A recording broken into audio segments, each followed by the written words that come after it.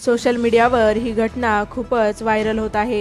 ही घटना चंदीगडमधून समोर आली आहे। काही दिवसांपूर्वी सेवाभावी संस्थेने या मुलीची मदत केली होती।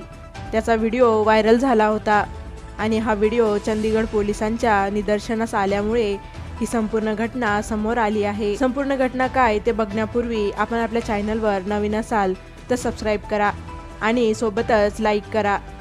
एका सेवाभावी संस्थेच्या व्हिडिओमुळे हा सर्व प्रकार उघडकीस आला होता। 2 महिन्यांपूर्वी एका 9 वर्षीय मुलीला खोटे नाटे सांगून किडनॅप केले होते आणि मुलीचे खरे नाव सुद्धा बदलून टाकले होते। ही मुलगी जेवण बनवणे, कपडे धुणे असे सर्व काम करत होती।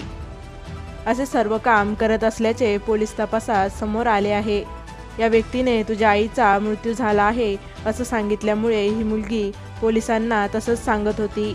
विशेष म्हणजे हा व्यक्ती गुन्हेगारी प्रवृत्तीचा असून या अगोदर सुद्धा या व्यक्तीवर अनेक गंभीर गुन्हे पोलिसात दाखल असल्याचे समोर आले आहे। सेवाभावी संस्थेच्या पुढाकाराने या मुलीची सुखरूप सुटका झाली।